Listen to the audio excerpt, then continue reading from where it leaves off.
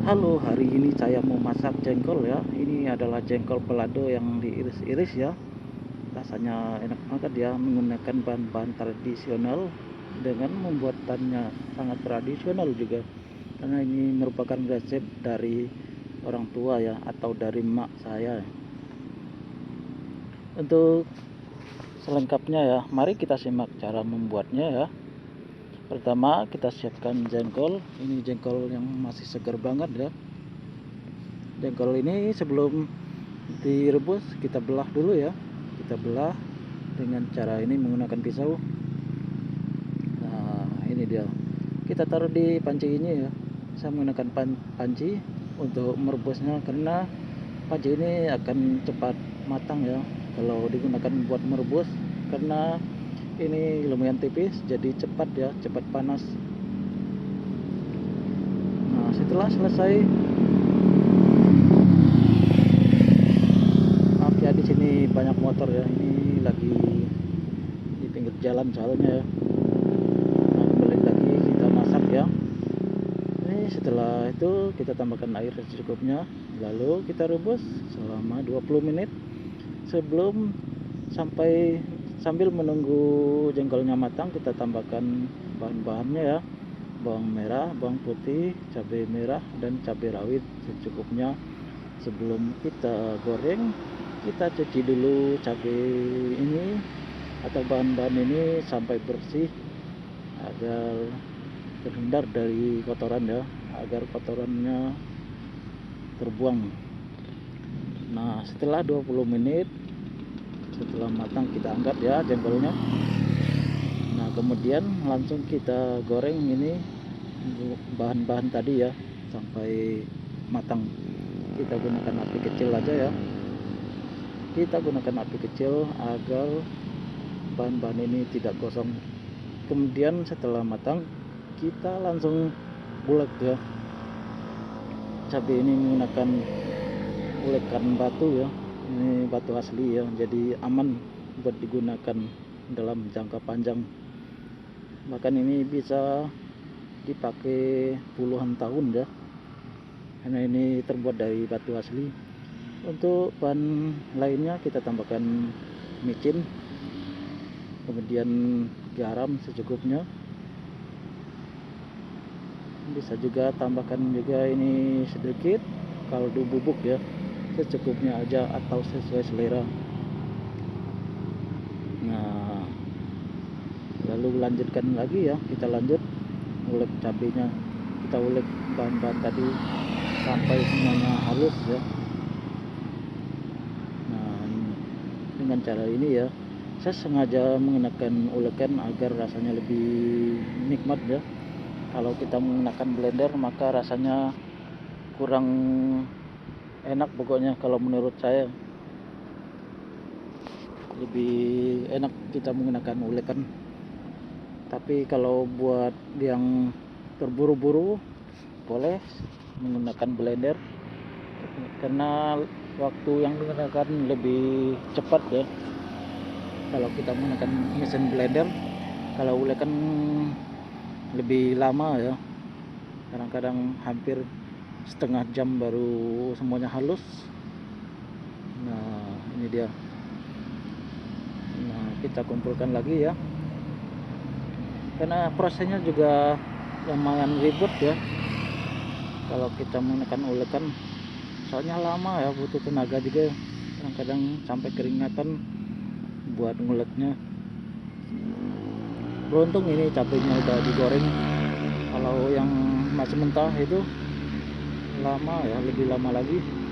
Kemudian ini tadi saya sudah membersihkan ya jengkolnya. Setelah itu dipotong-potong sesuai selera, kemudian tambahkan minyak ya, panaskan minyak, kemudian kita goreng jengkolnya selama 5 menit aja ya, karena ini sudah dipotong-potong kecil maka jengkolnya lebih cepat matang ya. Di sini saya sengaja merebusnya dulu, merebus jengkolnya agar saat digoreng jengkolnya tidak terlalu keras ya. Kalau langsung digoreng juga enak sih, cuman teksturnya lebih keras ya kalau tidak direbus. Kalau kita rebus dulu maka teksturnya lebih lembut, lebih tidak, pokoknya tidak keras ya saat digoreng. Habis digoreng, setelah matang kita angkat, kita tiriskan ya menggunakan tirisan gorengan. Nah ini aromanya udah wangi banget ya jengkolnya, karena jengkol ini matang banget ya, matangnya sangat bagus. Nah setelah selesai, kita campurkan jengkolnya ke dalam cabai yang sudah kita ulek tadi ya, lalu aduk sampai merata. Aromanya sangat wangi ya, siapa yang di sini suka jengkol ya, ini jengkol enak banget ya. Dari aromanya aja sampai kecium sama tetangga ya, tetangga sebelah. Lalu saya disapa, katanya dia tahu bahwa saya lagi masak jengkol. Iya benar ya, saya memang lagi masak jengkol, apalagi jengkol goreng ya, pasti kecium banget ya, jauh banget itu baunya, aromanya, aroma jengkolnya. Kemudian kalau kita rebus dulu sebelum kita goreng jengkolnya, maka baunya tidak bisa mengurangi bau dari jengkol ini. Biasanya kan jengkol bau banget ya saat dimasak. Kalau ini lebih baik kita rebus dulu buat mengurangi bau dari jengkol itu sendiri. Nah setelah selesai, saya mau makan ya, saya ambil nasi secukupnya aja ya, nggak boleh terlalu banyak. Nah ambil secukupnya aja. Saatnya saya makan, karena ini sudah lapar banget ya. Sudah jam berapa ini belum makan, karena proses masaknya ini juga lumayan lama ya, apalagi saat megang-megang kameranya ribet, mindahin kamera sana sini, ngatur posisinya gitu biar pas ya. Kalau nggak pas ya, posisi video yang dihasilkan menjadi kurang bagus ya, kurang maksimal. Nah ini saya sudah makan ya, makan menggunakan jengkol yang sudah kita masak tadi, dan rasanya sangat enak ya. Ini resep saya dapat dari emak saya sendiri ya, atau orang tua, karena saya manggilnya emak ya, maksudnya manggilnya emak ya. Jadi saya sebelum masak, saya tanyain bumbu-bumbunya buat masak jengkol balado ya. Jadi saya tahu ternyata bahan-bahannya sangat simpel ya, tidak terlalu banyak ya. Ini banding sama rendang, kalau rendang bumbunya kan lebih banyak ya, lebih ribet lagi saat memasaknya. Tapi nggak apa-apa, nanti saya coba juga bikin rendang, dan dijamin rasanya pasti mantap, karena saya minta resepnya sama orang tua saya sendiri buat biar lebih tahu ya bahan-bahan yang kita gunakan nantinya. Nah ini jengkolnya benar-benar enak ya, ternyata benar ya, masakan orang tua itu jauh lebih enak ya. Pokoknya masak apa aja pasti enak ya.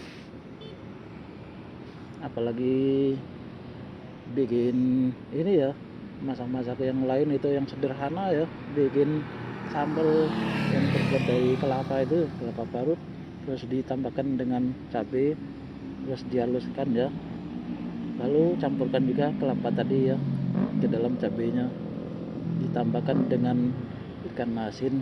Enak banget ya, jadi ingat ya masa-masa kecil dulu, karena orang tua saya sering bikin itu ya, sambal sederhana, bahannya cuma menggunakan cabai, terus bawang merah, tambahkan ikan asin dan kelapa parut ya. Kelapa yang digunakan itu kelapa yang sudah tua ya, jadi rasanya tidak terlalu lembek ya tekstur kelapanya dari kelapa parut itu sendiri. Nah ini saya lanjut makan.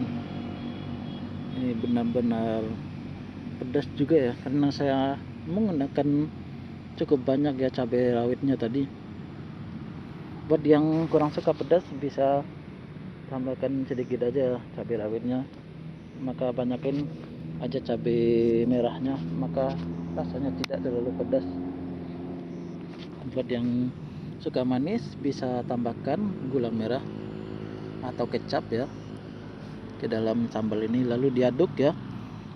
Tapi kalau saya sengaja di sini tidak menggunakan kecap atau gula merah karena memang dasarnya saya lebih suka yang pedas ya, apalagi di lidah orang Padang ya, orang Minang masakannya kebanyakan lebih pedas ya dibanding masakan yang dari daerah lain maksudnya.